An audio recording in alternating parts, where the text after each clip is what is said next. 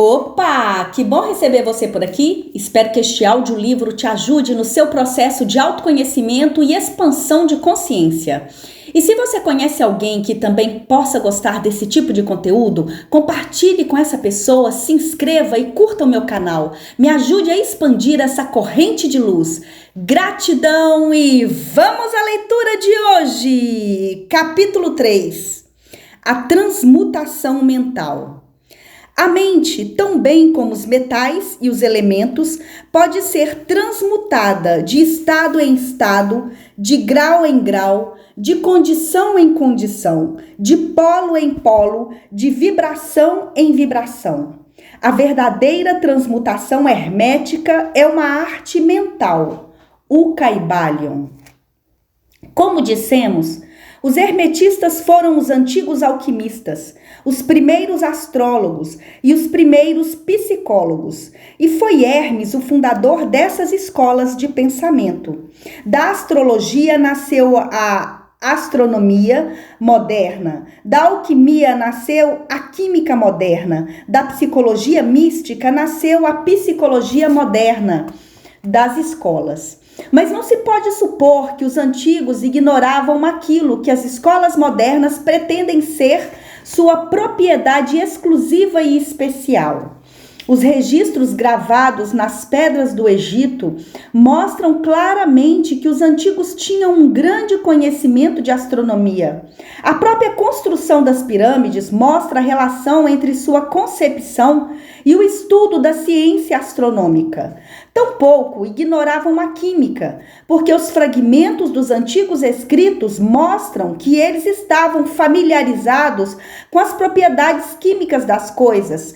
Com efeito, as antigas teorias relativas à física vão sendo vagarosamente comprovadas pelas últimas descobertas da ciência moderna, em particular as que se referem à constituição da matéria. Também não devemos pensar que eles ignoravam as chamadas descobertas modernas da psicologia. Pelo contrário, os egípcios eram especialmente versados na ciência da psicologia, sobretudo nos ramos que as escolas modernas ignoram, mas que, não obstante, vêm sendo conhecidos sob a denominação de ciência psíquica e que tem deixado perplexos os psicólogos atuais, levando-os a admitir com relutância que afinal pode haver algo de verdadeiro neles. A verdade é que, por sob a química material, a astronomia e a psicologia, isso é, a psicologia em sua fase de ação mental, os antigos tinham um conhecimento de astronomia transcendental chamada de astrologia, da química transcendental chamada de alquimia, da psicologia transcendental chamada de psicologia mística. Possuíam tanto o conhecimento interno como o conhecimento externo, sendo o último o único possuído pelos cientistas modernos. Entre os muitos ramos secretos de conhecimento possuídos pelos hermetistas, estava aquele conhecido sob o nome de transmutação mental, que constitui o tema material desta lição. Transmutação é um termo geralmente usado para designar a antiga arte da transmutação dos metais, em particular dos metais impuros em ouro. A palavra transmutar significa mudar de uma natureza, forma ou substância em outra. Transformar. Webster é da mesma forma transmutação mental. Significa a arte de transformar e de mudar os estados, as formas e as condições mentais em outras. Assim, poderemos ver que a transmutação mental é a arte da química mental, ou, se parecer melhor, uma forma de psicologia mística prática. Tudo isso, porém, significa muito mais do que parece na superfície. A transmutação, a alquimia ou a química no plano mental são, sem dúvida, muito importantes em seus efeitos, e se essa arte não seguisse adiante, ainda assim continuaria a ser um dos mais importantes ramos de estudos conhecidos pelo homem. Mas isso é só o começo. Vejamos por quê. O primeiro dos 7 princípios herméticos é o princípio do mentalismo, cujo axioma é o todo é mente, o universo é mental, que significa que a realidade subjacente do universo é mente e que o universo em si é mental. Isso é, que existe na mente do todo. Examinaremos esse princípio nas próximas lições, mas consideremos o efeito do princípio de se admitirmos que ele é verdadeiro.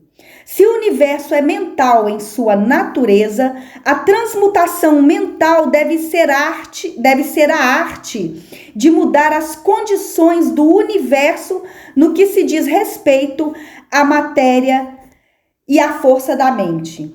Vereis, portanto, que a transmutação mental é realmente a magia de que os antigos escritores trataram em suas obras místicas e sobre a qual não deixaram tão poucas instruções práticas. Se tudo é mental, então a arte que permite alguém transmutar as condições mentais deve fazer do mestre o controlador das condições materiais, assim como daquelas comumente chamadas mentais. Na verdade, somente os alquimistas mentais conseguiram o grau necessário de poder para dominar as mais grosseiras condições físicas e os elementos da natureza, como a produção ou cessação das tempestades e a produção e cessação de terremotos, bem como de outros grandes fenômenos físicos.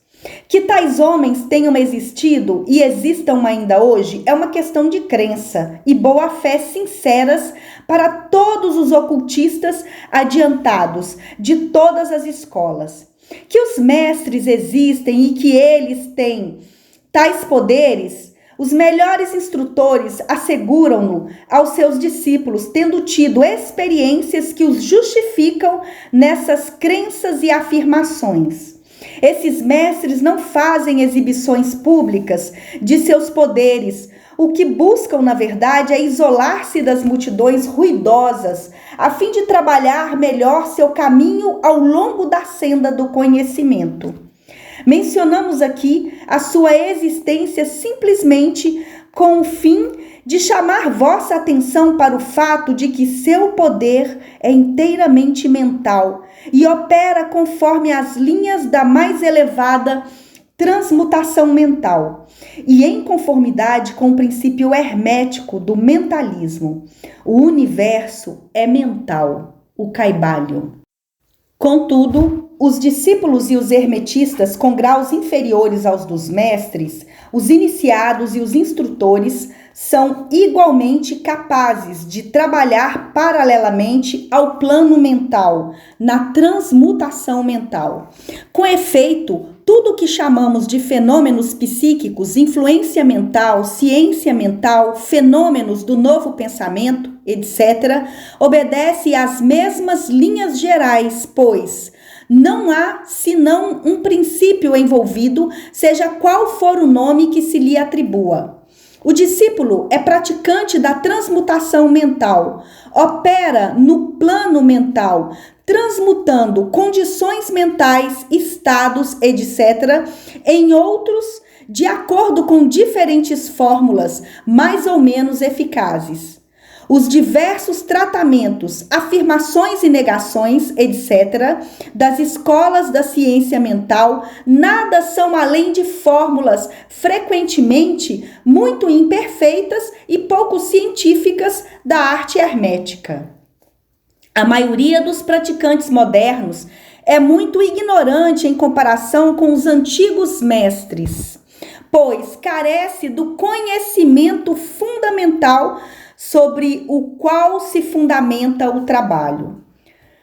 Não somente é possível a qualquer um mudar ou transmutar seus próprios estados mentais por meio dos métodos herméticos, como também lhes é possível modificar os estados mentais dos outros da mesma maneira. Em geral, inconscientemente, mas muitas vezes de modo consciente, da parte de alguns que conhecem as leis e os princípios. Nos casos em que as pessoas afetadas não têm informações sobre os princípios de autoproteção. E além disso, como sabem muitos aprendizes e praticantes da moderna ciência mental, toda condição mental que depende da mente dos outros pode ser mudada ou transmutada de acordo com o desejo, a vontade e os tratamentos reais da pessoa que deseja mudar suas condições de vida. Em termos gerais, o público está tão informado sobre essas coisas que não nos pareceu necessário mencioná-las em detalhes, uma vez que o nosso objetivo a esse respeito consiste apenas em mostrar a arte e o princípio hermético da polaridade que subjazem a todas essas diferentes formas de práticas, boas ou más, pois a força pode ser usada em direções opostas segundo os princípios herméticos da polaridade. Nesse pequeno livro, procuramos estabelecer os princípios básicos da transmutação mental para que todos os nossos leitores possam compreender os princípios subjacentes e, desse modo, possuir então a chave mestra que abrirá as diversas portas do princípio hermético da polaridade. Iniciaremos agora uma consideração sobre o primeiro dos 7 princípios herméticos, o princípio do mentalismo, em que se explica nas palavras de Ucaibalion a verdade que o todo é mente, o universo é mental. Pedimos muita atenção e um estudo criterioso deste grande princípio por parte de nossos discípulos, porque o que temos aqui é, de fato, o princípio básico de toda a filosofia hermética e da arte hermética da transmutação mental. Capítulo 4. O todo. Sob e por trás do universo, do tempo, do espaço e da mudança, sempre se haverá de encontrar a realidade substancial, a verdade fundamental, o Ucaibalion. Substância significa aquilo que subjaz a todas as manifestações exteriores, a essência, a realidade essencial, a coisa em si, etc. Substancial significa que tem existência concreta, que é elemento essencial, que é real, etc. Realidade significa o estado de ser real, verdadeiro, duradouro, válido, fixo, permanentemente, afetivo, etc. Sob e por trás de todas as aparências ou manifestações exteriores, deverá sempre haver uma realidade substancial. É a lei. Esta é a lei. Ao considerar o universo, o qual é uma unidade, o homem nada vê além de mudanças na matéria, nas forças e nos estados mentais. Ele vê que nada realmente é, mas que todas as coisas vêm a ser e se transformam. Nada permanece em repouso, tudo nasce, cresce e morre. No instante mesmo em que uma coisa atinge seu apogeu, começa o declinar. A lei do ritmo está em constante ação. Não há nenhuma realidade durável, nenhuma fixidez ou substancialidade em nada. Nada é permanente, salvo a mudança. Ele vê que todas as coisas evoluem a partir de outras coisas e adquirem outra forma. Um processo constante de ação e reação, um fluxo e refluxo, criação e destruição, nascimento, crescimento e morte. Nada permanece salvo. Nada permanece, salvo a mudança. E se ele for um homem que sabe pensar, perceberá que todas essas coisas mutantes não devem ser senão a aparência ou manifestação exterior de um poder subjacente, uma realidade substancial. Todos os pensadores em todos os países e épocas compreenderam a necessidade de postular a existência desta realidade substancial. Todas as filosofias dignas desse nome basearam-se nesse pensamento. Os homens deram muitos nomes a essa realidade substancial. Alguns a chamaram pelo nome de divindade, associada a diversos títulos. Outros a chamaram de energia eterna e infinita. Outros tentaram chamá-la de matéria, mas todos reconhecem sua existência. Ela é evidente por si mesma, não precisa de nenhum argumento.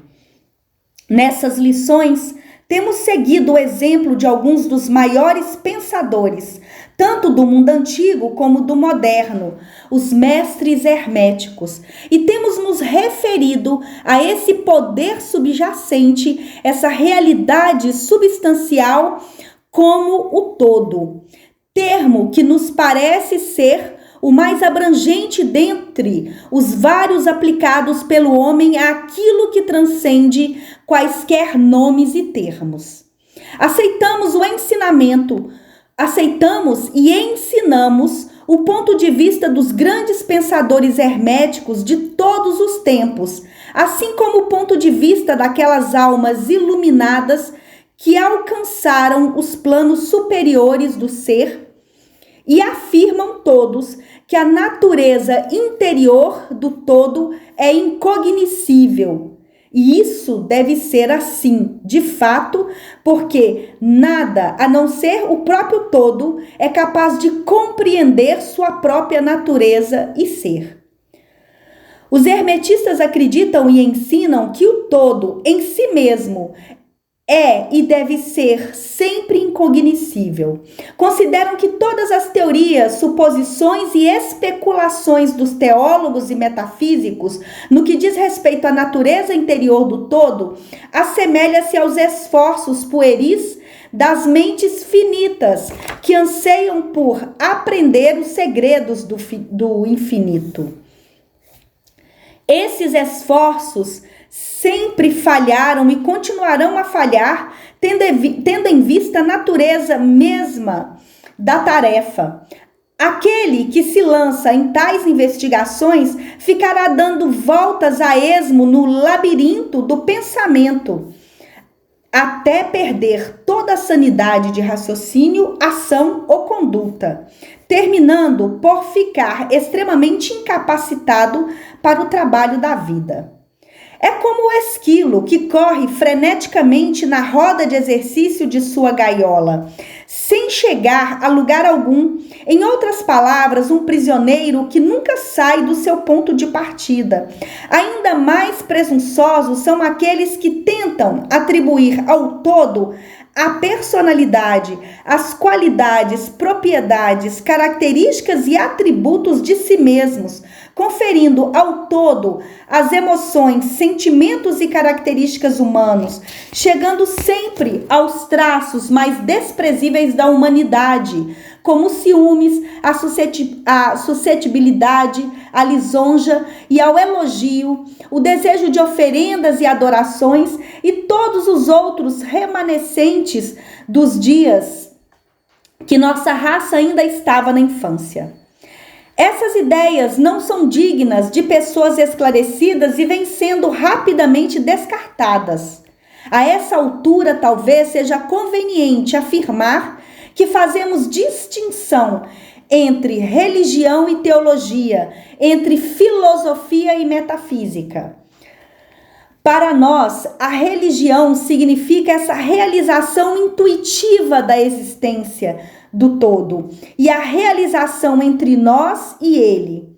Teologia, por sua vez, significa as tentativas humanas de atribuir-lhe personalidade, qualidade e características, suas teorias relativas a seus assuntos, vontades, desejos, planos, desígnios e a sua apropriação do ofício de mediadores entre o todo e as pessoas. Filosofia significa para nós a pesquisa dedicada ao conhecimento das coisas cognoscíveis, das coisas cognoscíveis e pensáveis, ao passo que a metafísica significa a tentativa de levar a pesquisa para muito além dos limites e das regiões incognoscíveis e impensáveis, e com a mesma tendência que a da teologia.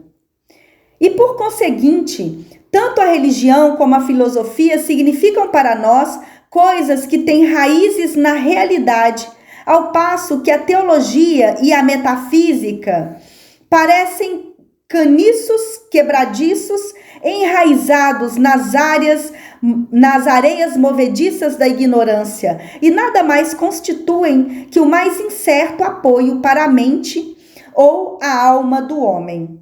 Não insistiremos com os estudantes que aceitem essas definições. Só as mencionamos aqui para mostrar a posição em que nos colocamos nesse assunto. Seja como for, falaremos muito pouco sobre teologia e metafísica. Contudo, embora a natureza essencial do todo não se dê a conhecer, há certas verdades ligadas à sua existência que a mente humana se vê obrigada a aceitar. E um exame dessas verdades constitui um tema apropriado à indagação, particularmente quando elas são compatíveis com os ditames dos iluminados nos planos superiores. Convidamos nossos leitores a fazer essas indagações. Aquilo que constitui a verdade fundamental, a realidade substancial, está muito além de uma denominação verdadeira, mas os homens esclarecidos chamam-no de o todo, o Kybalion. Em sua essência, o todo é incognoscível, o Kybalion. Contudo, os ditames da razão devem ser recebidos com hospitalidade e tratados com respeito, o Kybalion.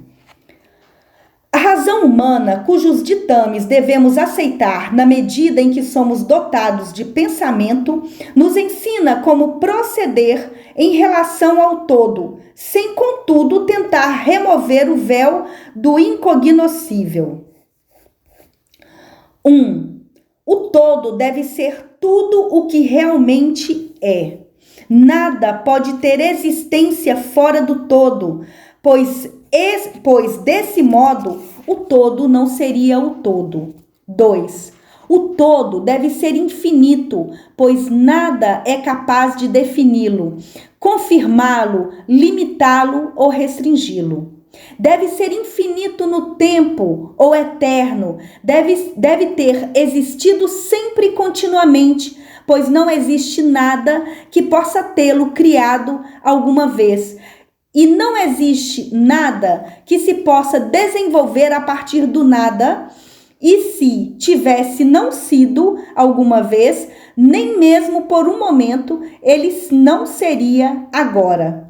Deve existir continuamente para sempre, pois não há nada capaz de destruí-lo, nem mesmo por um instante, uma vez que alguma coisa não pode nunca tornar-se nada.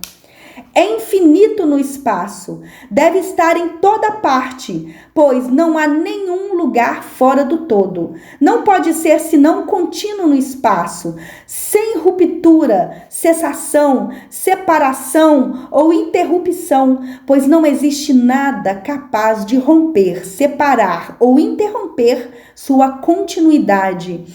E nada com o que preencher as lacunas. Deve ter um poder infinito ou ser absoluto, pois não existe nada capaz de limitá-lo, restringi-lo, reprimi-lo, confiná-lo, perturbá-lo ou condicioná-lo. Não está sujeito a nenhum outro poder, pois não existe nenhum outro poder.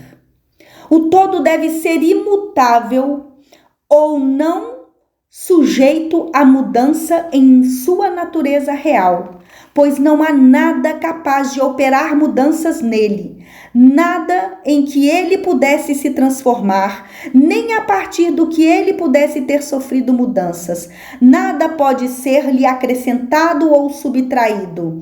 Não pode tornar-se maior ou menor em nenhum aspecto. Deve ter sido sempre e permanecer sempre exatamente como é agora. O todo nunca houve, não há nesse momento e nunca haverá nada em que possa se converter.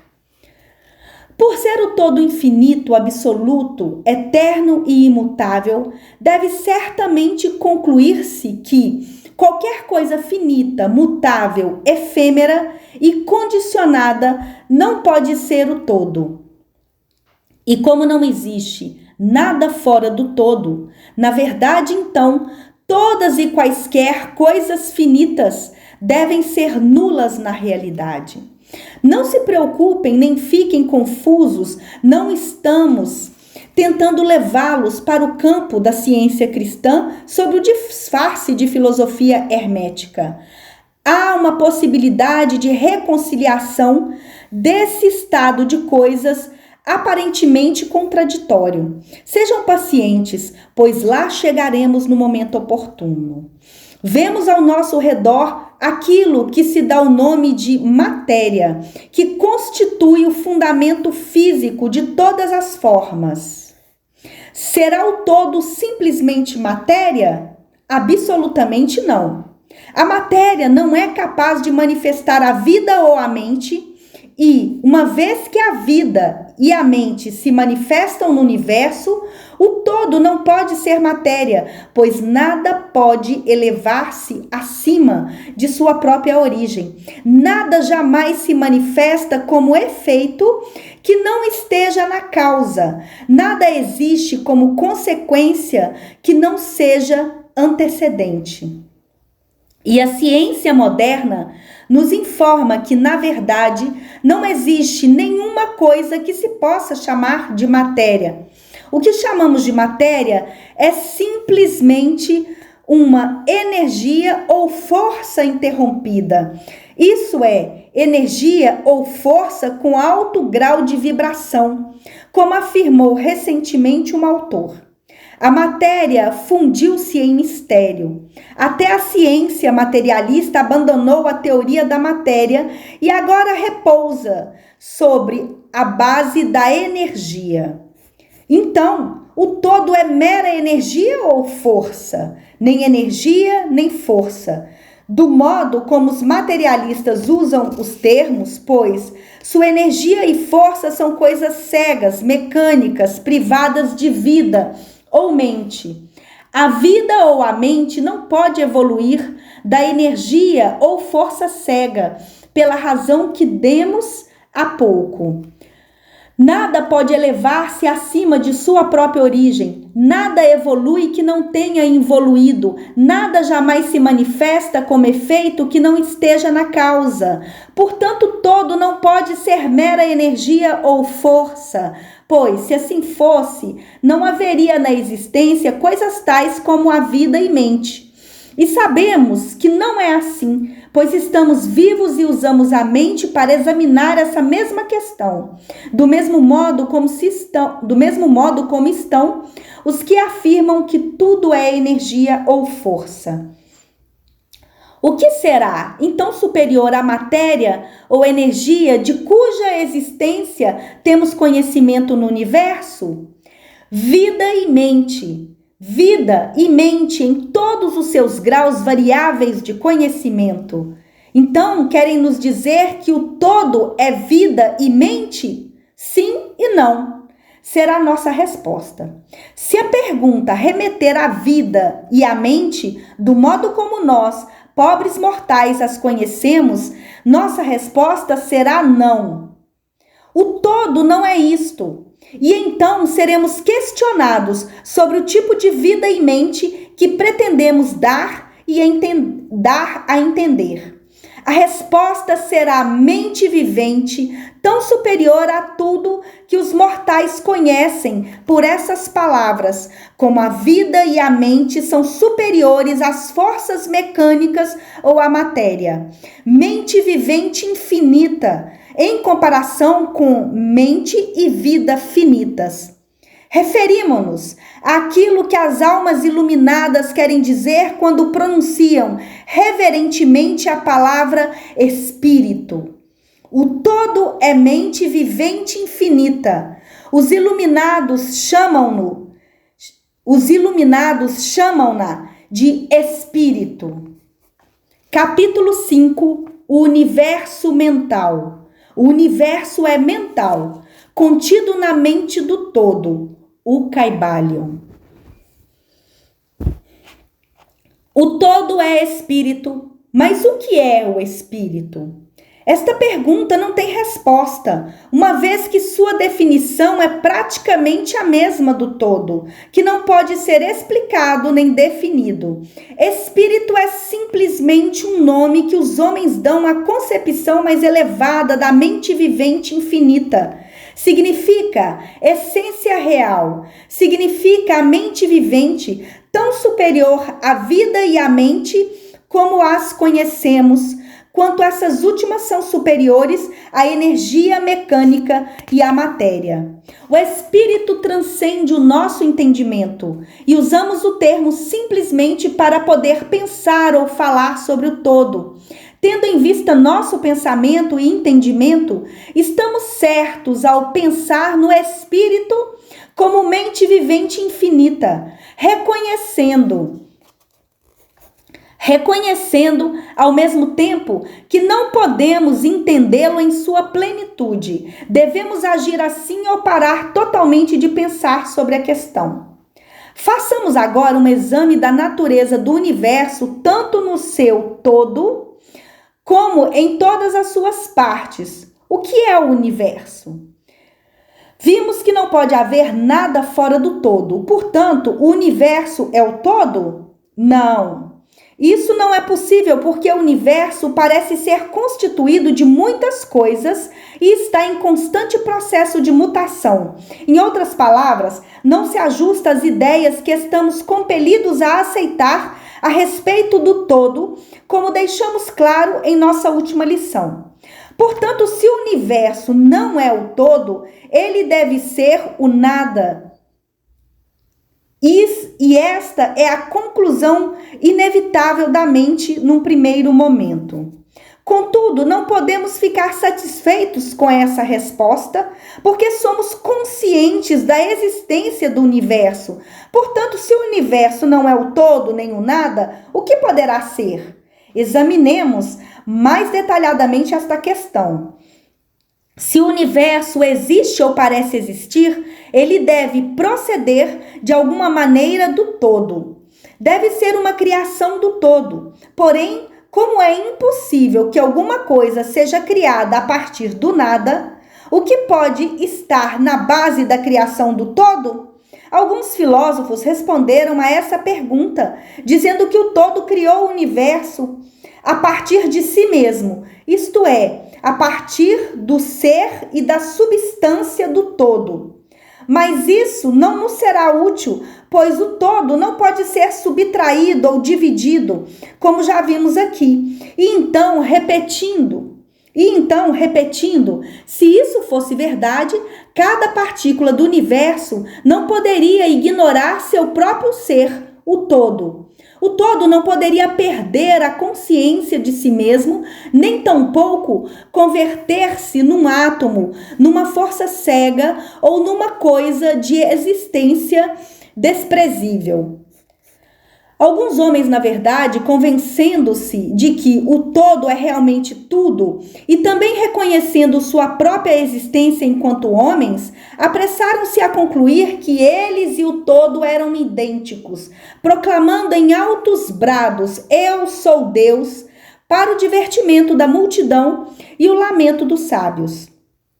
A reivindicação de um corpúsculo de que eu sou homem seria modesta em comparação. Mas o que é, na verdade, o universo, uma vez que não é o todo, nem foi criado pelo todo, quando este se separou em fragmentos? Que outra coisa poderá ser? De que outra coisa poderá ter sido feito? Esta é a grande questão. Examinemo-la cuidadosamente. Sabemos que o princípio da correspondência, ver lição 1, vem aqui em nosso auxílio. O velho axioma hermético, assim como em cima como embaixo, pode ser posto a nosso serviço neste ponto. Tentemos obter um vislumbre das operações nos planos superiores mediante o exame dos nossos próprios planos. O princípio da correspondência deve aplicar-se tanto a este como a outros problemas.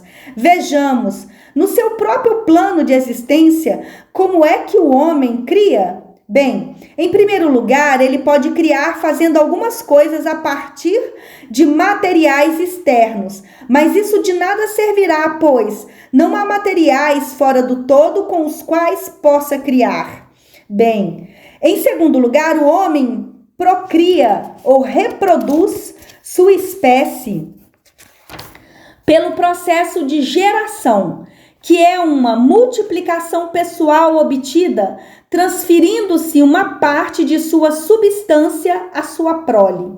Mas isso também de nada servirá, porque o todo não pode transferir ou subtrair uma parte de si mesmo, assim como não é capaz de reproduzir-se ou multiplicar-se.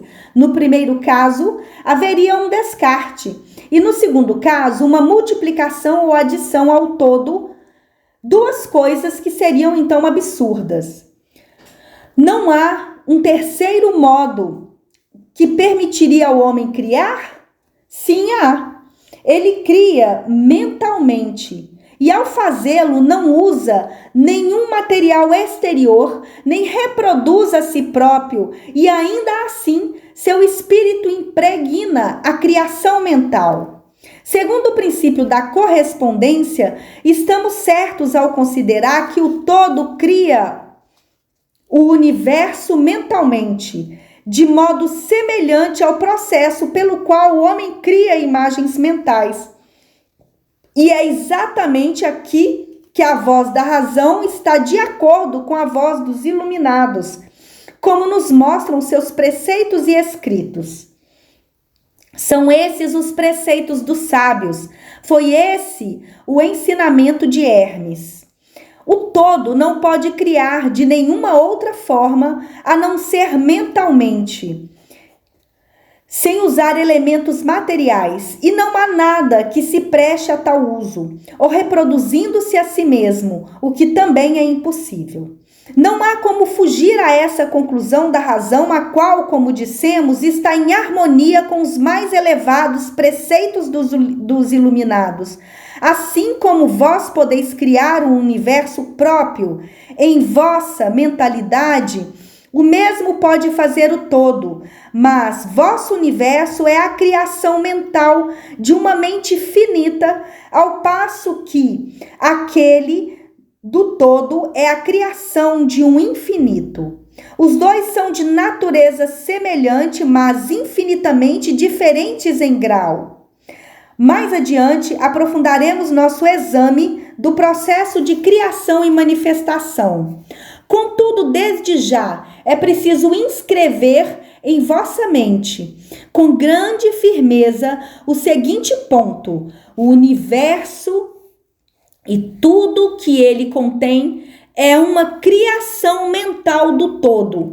Em verdade, sem qualquer dúvida, o todo é mente.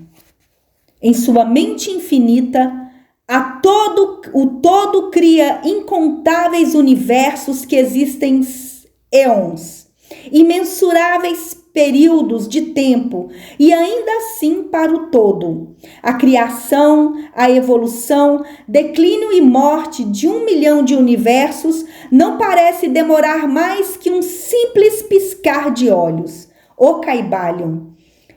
A mente infinita do todo é a matriz do universo, o Kybalion. Nota de rodapé. A palavra eon deriva-se do grego, que significa idade, vida, tempo, ciclo gerador, eternidade. Eons de tempo implica uma ideia de ciclos indeterminados de tempo. Conforme Fabre de Oliver Ay, é o centro para o qual tende a vontade universal, e Ion é o ente passado da potência do ato, da potência ao ato. Em sentido restrito, é uma coisa indeterminada, sem formas definidas, sem fixidez. A palavra eon representa, pois, o tempo que emprega a vontade universal para atingir o seu fim, que é a entrada no seio do todo. O princípio do gênero, ver lição 1 e outras ainda por vir, manifesta-se em todos os planos da vida material, mental e espiritual. Porém, já dissemos, gênero não significa sexo. Sexo é simplesmente uma manifestação material do gênero. Gênero significa relativo à geração ou criação. E onde qualquer coisa for gerada ou criada, em qualquer plano, o princípio do gênero deve se manifestar. E isso é igualmente verdadeiro na criação de universos. Contudo, você não deve concluir apressadamente que estamos ensinando que existe um Deus ou Criador, macho ou fêmea. Essa ideia não passa de deturpação dos antigos preceitos sobre o assunto. O verdadeiro ensinamento é que, em si mesmo, o todo está acima do gênero, assim como está acima de qualquer outra lei, inclusive daquelas que regem o tempo e o espaço. Ele é a lei, de onde procedem todas as leis e não se submete a elas. Porém, quando o todo se manifesta no plano de geração ou criação, sua postura harmoniza-se com a lei e o princípio, uma vez que está se movendo sobre um plano inferior de existência. E por conseguinte é evidente que manifesta o princípio de gênero em seus aspectos masculino e feminino sobre o plano mental. Essa ideia pode parecer alarmante a alguns leitores que dela tomam conhecimento pela primeira vez, mas na verdade todos eles já aceitaram passivamente em suas concepções cotidianas. Falam sobre a paternidade de Deus e a maternidade da natureza, sobre Deus, o divino Pai, e a natureza, a Mãe Universal. E ao fazê-lo, reconhecem instintivamente o princípio de gênero no universo. Não é verdade? Contudo, a doutrina hermética não implica uma dualidade real. O todo é um. Os dois aspectos são meros aspectos de manifestação. O ensinamento é que o princípio masculino manifestado pelo todo se encontra, em certo sentido, separado da verdadeira criação mental do universo. Ele projeta seu desejo no princípio feminino, que pode ser chamado de a natureza, em consequência do que este último inicia o verdadeiro trabalho da evolução do universo, de simples centros de atividade até o homem, e depois subindo ainda mais, tudo de acordo com leis da natureza bem estabelecidas e rigorosamente aplicadas. Se o leitor preferir os antigos modos de expressão, poderá considerar o princípio masculino como Deus, o Pai, e o princípio feminino como a natureza, a Mãe universal, de cuja fonte todas as coisas foram geradas. Isso é mais que uma figura poética de linguagem, é uma ideia do verdadeiro processo de criação do universo. Mas ele deverá ter sempre em mente que o todo não é senão um, e que em sua mente infinita o universo é gerado, criado e existe concretamente. A aplicação da lei da correspondência ao leitor e à sua própria mente poderá ajudá-lo a chegar à ideia apropriada. Sabe-se que, em certo sentido, aquilo que uma pessoa chama de eu permanece à parte e testemunha a criação de imagens mentais em sua própria mente. A parte de sua mente em que se realiza a geração mental pode ser chamada de mim, para distingui-la do eu, que permanece à parte e testemunha e examina os pensamentos, ideias e imagens do mim. Não devemos nos esquecer de que, assim em cima como embaixo, nem de que os fenômenos de um plano podem ser empregados na solução dos enigmas de planos superiores ou inferiores. Será estranho que o leitor, a criança, sinta essa reverência instintiva pelo todo. Sentimento que chamamos de religião, esse respeito e reverência pela mente pai? Será estranho que, ao considerar as obras e as maravilhas da natureza, ele seja dominado por uma poderosa sensação cujas raízes se encontram nos recessos mais profundos de seu ser? Será estranho que o leitor, a criança, sinta essa reverência instintiva pelo todo, sentimento que chamamos de religião, esse respeito e reverência pela mente pai? Será estranho que, ao considerar as obras e as maravilhas da natureza, ele seja dominado por uma poderosa sensação cujas raízes se encontram nos recessos mais profundos do seu ser? É a mente mãe que ele aperta fortemente contra seu peito, como faz a mãe com seu filho. Tampouco devemos cometer o erro de crer que o pequeno mundo que vemos ao nosso redor, a Terra, que é simplesmente um grão de areia em comparação com o universo, seja o próprio universo. Existem milhões de mundos semelhantes e maiores, há milhões e milhões de universos iguais em existência dentro da mente infinita do todo. E mesmo no nosso pequeno sistema solar, há regiões e planos de vida mais elevados que os nossos, e entes em comparação aos quais nós, míseros mortais, somos como as viscosas formas de vida que vivem no leito do oceano, comparadas ao homem. Há seres com poderes e qualidades muito superiores aos que o homem jamais sonhou que pudessem ser, posse e atributo dos deuses. Não obstante, esses seres foram outrora como vós, e ainda mais inferiores.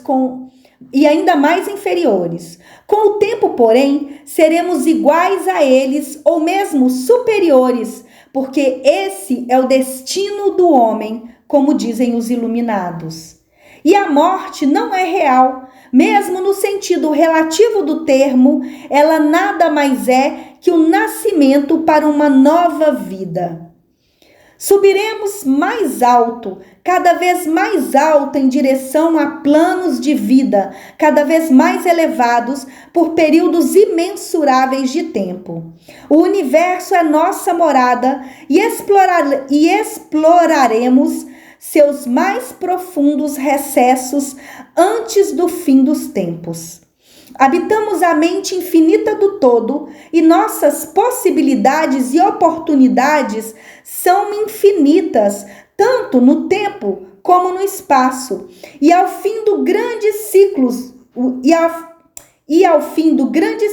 de eons, quando o todo atrair a si todas as suas criações, seguiremos com alegria, pois então nos será dada a conhecer a verdade total de ser um com o todo. Assim falam os iluminados, aqueles que avançaram muito ao longo do caminho. E enquanto isso, descansaremos com paz e serenidade, estaremos seguros e protegidos pelo poder infinito da mente pai e mãe. Dentro da mente pai e mãe, os filhos mortais estão em sua morada, o Kybalion.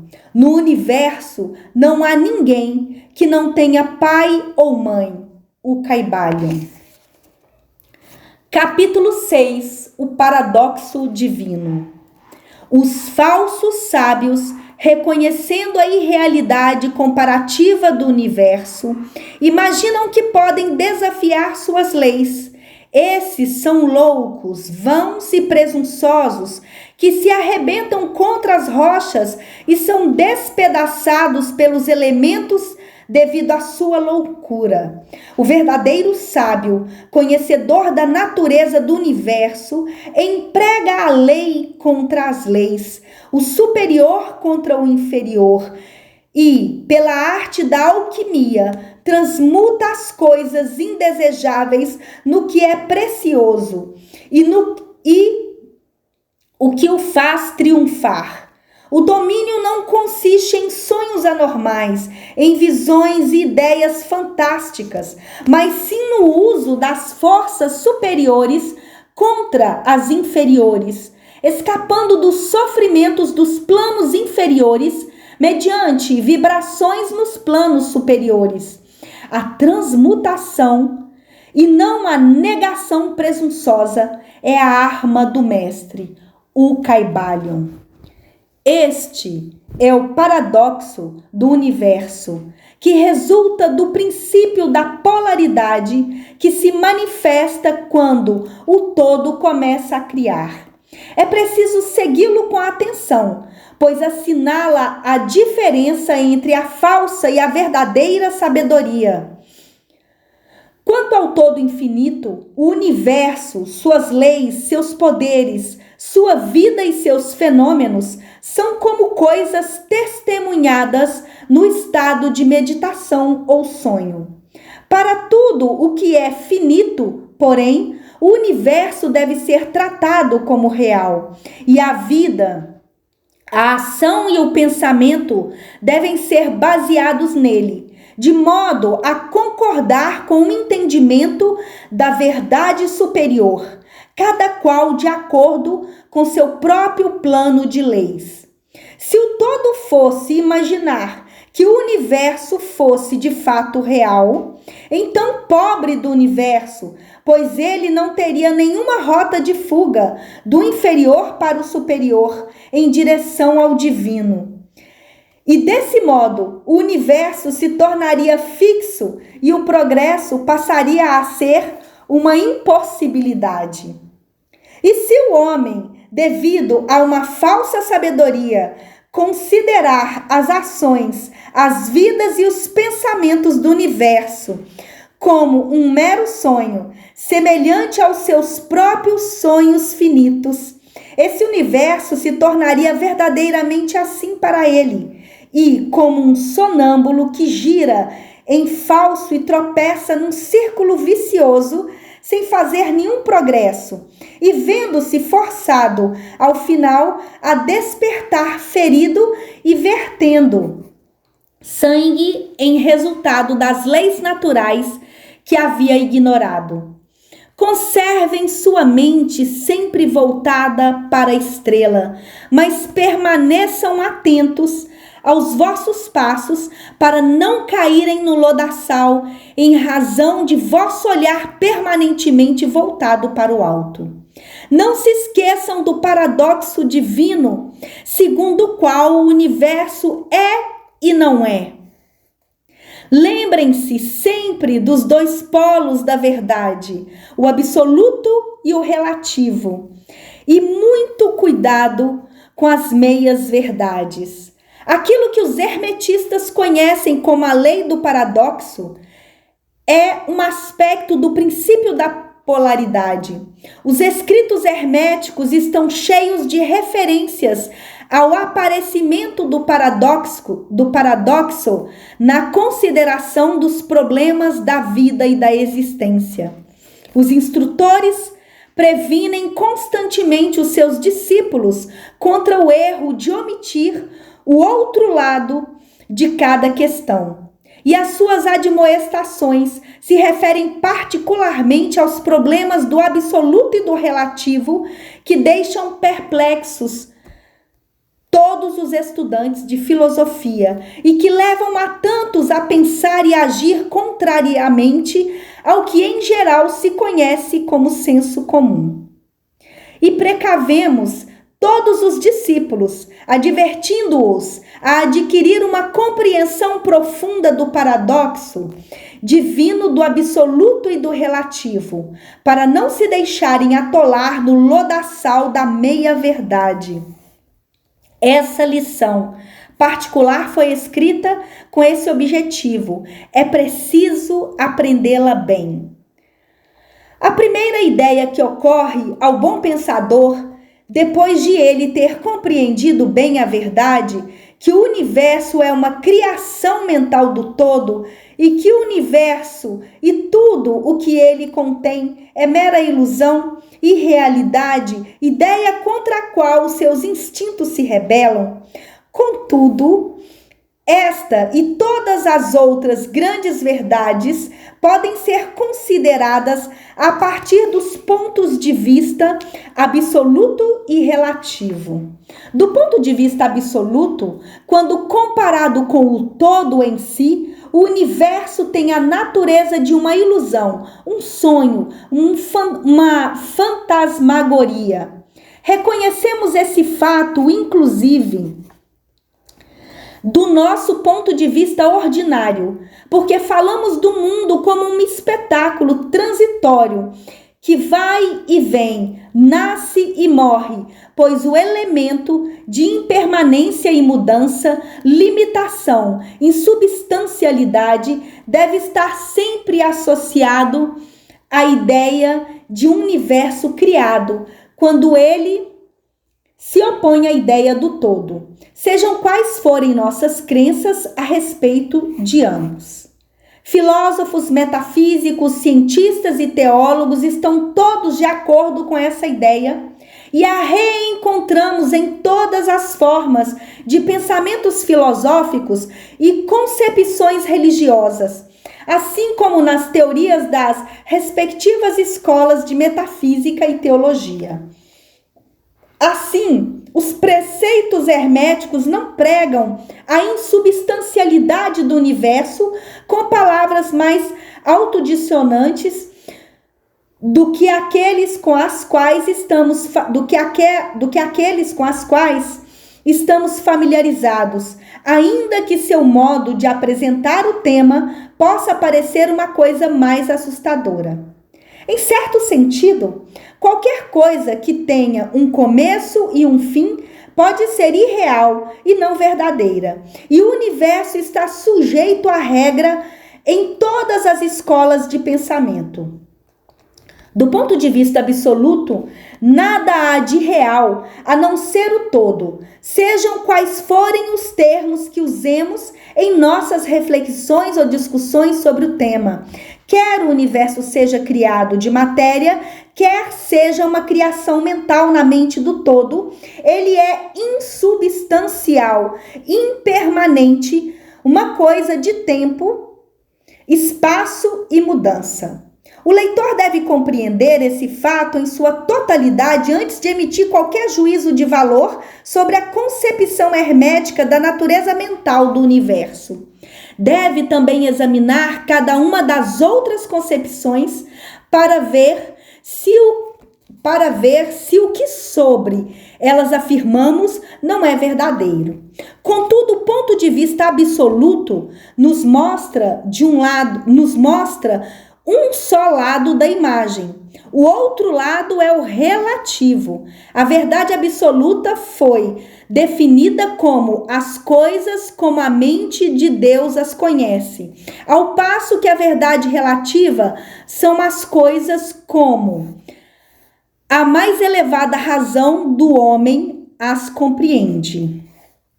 Assim, enquanto para o todo o universo é irreal e ilusório, um mero sonho ou o resultado de uma meditação, para as mentes finitas que fazem parte desse mesmo universo e o observam através de suas faculdades mortais, ele é verdadeiramente real e assim deve ser considerado.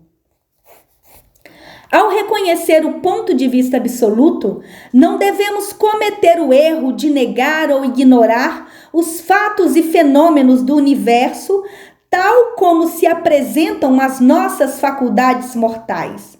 Lembremos-nos de que não somos o todo.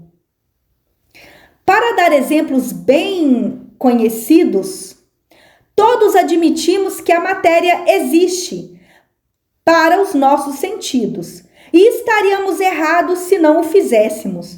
E, inclusive, até nossa mente finita compreende o postulado científico de que a matéria não existe do ponto de vista científico. O que chamamos de matéria deve ser considerado como uma agregação de átomos que constituem em si mesmos nada além de um agrupamento de unidades de força chamadas elétrons e íons, que estão em constante vibração e movimento circular. Íon, nota de rodapé, íon, vocábulo grego, a violeta. No sentido restrito, essa palavra significa violeta. O seu verdadeiro significado é dado por Febre de Oliver. Diz este autor em sua obra Língua Hebraica Restituída, Dicionário Radical, íon, o ente passando da potência ao ato e ente manifestado é, em sentido extenso, a faculdade geradora da natureza. A força plástica, em sentido mais restrito, é uma coisa indeterminada, mole, dócil, fácil, própria para receber todas as formas. Tal é a matéria antes de formar os átomos e as moléculas. Golpeamos uma pedra com o pé e sentimos um impacto. Parece ser real, mas é simplesmente o que dissemos acima. Mas não nos esqueçamos de que nosso pé, que sente o impacto por meio do nosso cérebro, é igualmente matéria, constituído, portanto, de elétrons. Nesse sentido, o mesmo se pode dizer do nosso cérebro. E no melhor dos casos, não fosse por nossa mente, não teríamos a menor condição de reconhecer o pé ou a pedra. Assim, o ideal do artista ou escultor, que ele tanto se empenha em reproduzir na tela ou no mármore, parece-lhe verdadeiramente real. Assim se produzem os personagens na mente do autor ou dramaturgo, o qual procura expressá-los de modo que os outros possam reconhecê-los. E se isso é verdade no caso da nossa mente infinita, no caso da nossa mente finita, qual não será o grau de realidade nas imagens mentais criadas na mente do infinito? Meus amigos, Para os mortais, esse universo de mentalidade é verdadeiramente real, é o único a que jamais teremos acesso, ainda que nos elevemos por toda uma sucessão de planos, de um grau superior a outro ainda mais superior. Para conhecê-lo de outro modo, como prova nossa experiência atual, teríamos de ser o todo mesmo. É verdade que, quanto mais nos elevarmos na escala, quanto mais nos aproximarmos da mente do Pai, mais evidente se tornará a natureza ilusória das coisas finitas. Mas enquanto todo não nos absorver finalmente em si, a visão atual não irá desaparecer. Portanto, não precisamos nos deter sobre a natureza da ilusão. Agora que reconhecemos a natureza real do universo, procuremos compreender suas leis mentais e nos esforcemos em empregá-las para obter o melhor resultado para o nosso progresso na vida. Ao caminharmos de um plano de existência a outro plano, as leis do universo não são menos férreas devido à sua natureza mental. Tudo, exceto o todo, é regido por elas. Aquilo que está na mente infinita do todo é real em grau relativo somente a essa realidade em si, que faz parte absoluta da natureza do todo, sem qualquer contingência. Assim, não vos sintais inseguros ou temerosos. Somos todos partes integrantes da mente infinita do todo e nada nos pode prejudicar ou intimidar. Fora do todo, não há força capaz de agir sobre nós. Podemos, pois, ficar calmos e tranquilos. Assim que delas nos apercebemos, veremos que há todo um mundo de conforto e tranquilidade nesta constatação. Então dormiremos em paz, calmos e tranquilos, embalados no berço do abismo, repousando a salvo e com segurança no oceano da mente infinita que é o todo. Nota de rodapé. Abismo. Em nosso idioma, abismos, em latim, do grego, abuós, de A negativo, fundo, isto é, sem fundo. Essa palavra era empregada pelos gnósticos para representar aquele que não tem espaço nem tempo, a imensidade do todo. O todo é de fato o lugar onde vivemos e nos movemos com todo o nosso ser.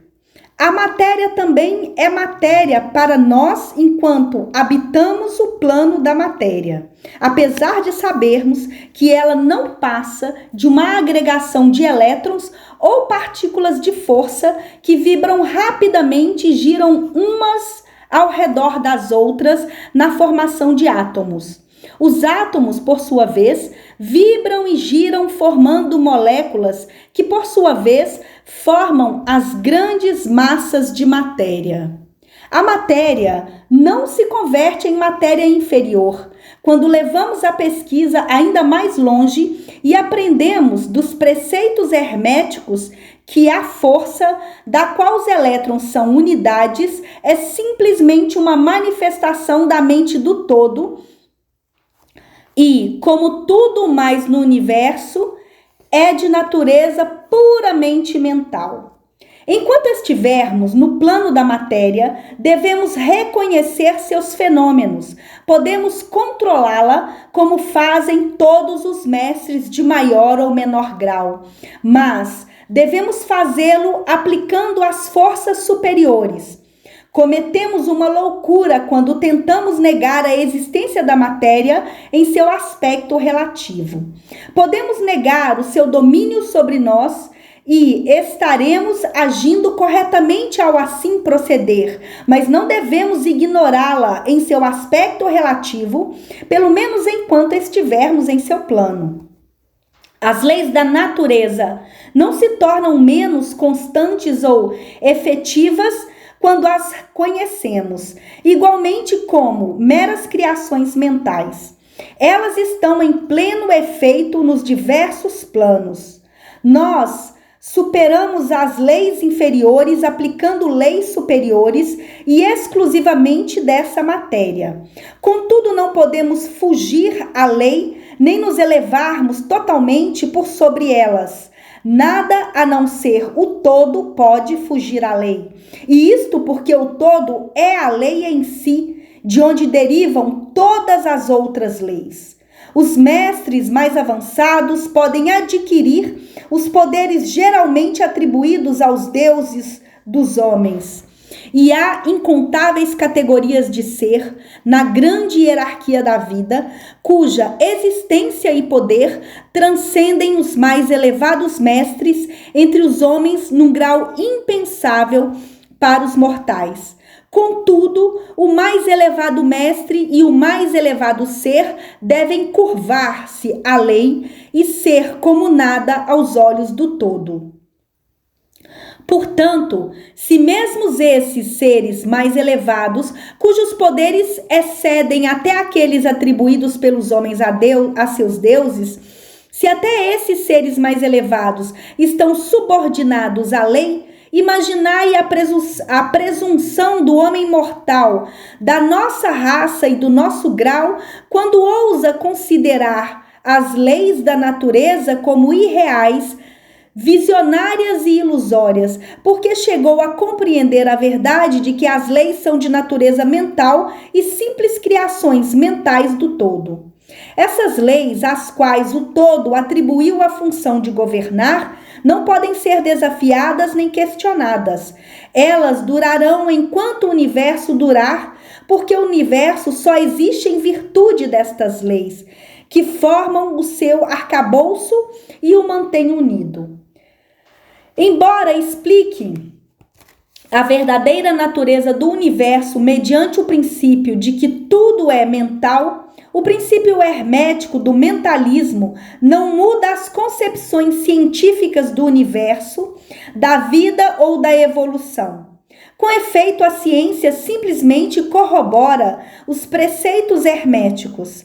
Esses preceitos ensinam que a natureza do universo é mental, conquanto a ciência moderna ensine que é material, ou, nos últimos tempos, que é energia, em última análise. Os preceitos herméticos não incorrem no erro de refutar os princípios básicos de Herbert Spencer, que afirmam a existência de uma energia infinita e eterna, da qual todas as coisas procedem. Com efeito, os hermetistas reconhecem na filosofia de Spencer a mais elevada exposição das operações das leis naturais que foram promulgadas até hoje. E eles acreditam que Spencer foi uma reencarnação de um antigo filósofo que viveu no Egito, milhares de anos antes, e que posteriormente encarnou como Heráclito, filósofo grego que viveu 500 anos antes de Cristo. E eles consideraram que sua afirmação da energia infinita e eterna está perfeitamente de acordo com os preceitos herméticos, sempre com o acréscimo de sua própria doutrina, segundo a qual essa energia, de Spencer, é a energia da mente do todo.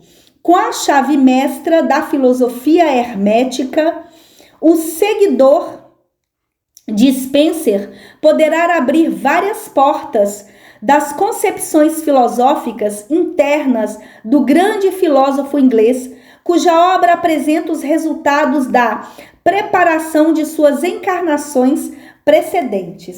Seus preceitos sobre a evolução e o ritmo estão em consonância quase perfeita com os preceitos herméticos que remetem ao princípio do ritmo. Assim, o estudante do hermetismo não deve desprezar nenhum de seus pontos de vista científicos favoritos a respeito do universo. Tudo que se lhe pede que faça consiste em aprender o princípio subjacente de que o todo é mente, o universo é mental, está contido na mente do todo. Ele se dará conta de que os outros 6 dos 7 princípios irão ajustar-se a seus conhecimentos científicos e servirão para trazer à luz pontos obscuros. Nada nos deve parecer estranho ao encontrarmos a influência do pensamento hermetista nos primitivos filósofos gregos, em cujas ideias fundamentais se baseiam, em grande parte, as teorias da ciência moderna. A aceitação do primeiro princípio hermético do mentalismo é o único grande ponto de diferença entre a ciência moderna e os estudantes hermetistas. E a ciência vem se aproximando aos poucos das posições herméticas na marcha cega que ela empreende para encontrar um caminho que a tire do labirinto em que tem vagado em sua busca pela realidade. O objetivo desta lição é gravar na mente de nossos estudantes o fato de que, para todos os intentos e propósitos, o universo e suas leis, assim como seus fenômenos, são exatamente tão reais naquilo que diz respeito ao homem, como seriam na hipótese do materialismo ou do energismo. Sob qualquer hipótese, o universo no seu aspecto exterior é mutável, sempre cambiante e transitório, e por esse motivo privado de substancialidade e realidade. Mas estejam atentos ao outro polo da verdade. Sob qualquer das mesmas hipóteses, somos compelidos a agir e viver como se as coisas transitórias fossem reais e substanciais, sempre com a diferença entre as diversas hipóteses que, para os antigos pontos de vista, o poder mental era ignorado como força natural. Ao passo que, do ponto de vista do mentalismo, ele se torna a maior força natural. E essa diferença revoluciona a vida daqueles que compreendem o princípio, as leis e a prática que dele procedem. E assim, finalmente, todos os discípulos devem compreender as vantagens do mentalismo e aprender a conhecer, usar e aplicar as leis que dele resultam.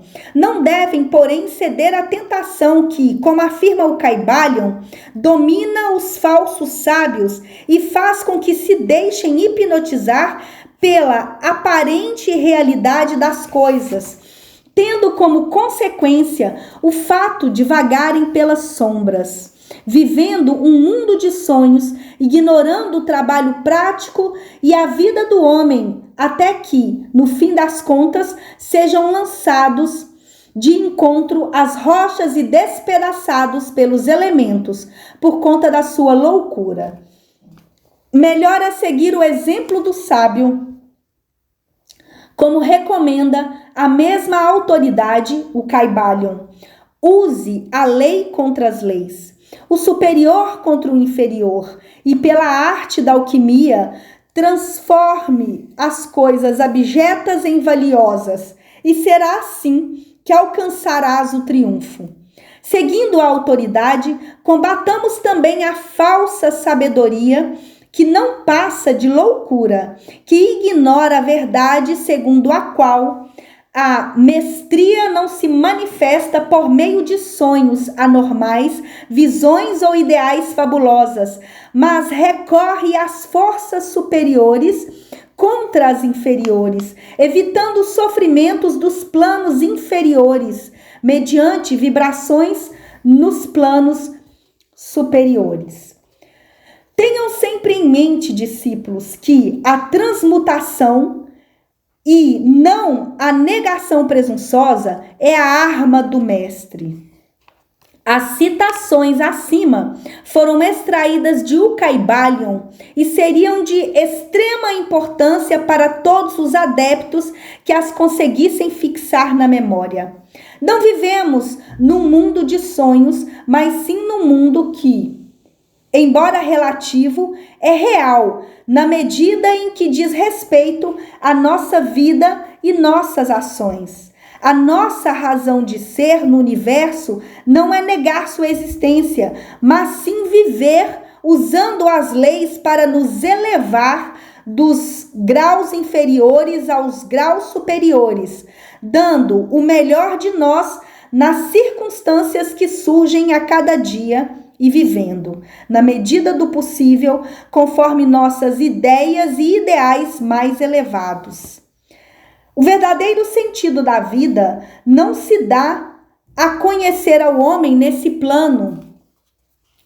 As maiores autoridades e a nossa própria intuição nos dizem que não cometeríamos erro ao viver da melhor maneira e realizando a tendência universal na mesma direção, em que pesem as aparentes evidências em contrário. Todos estamos no caminho e a estrada conduz sempre para cima, com frequentes locais de repouso. Leiam a mensagem de O Kybalion e sigam o exemplo do sábio, evitando os erros do falso sábio que perece por conta de sua loucura. Obrigada por ter chegado até aqui. Curta, comente, compartilha, se inscreva no meu canal. Me ajude a espalhar essa corrente de luz.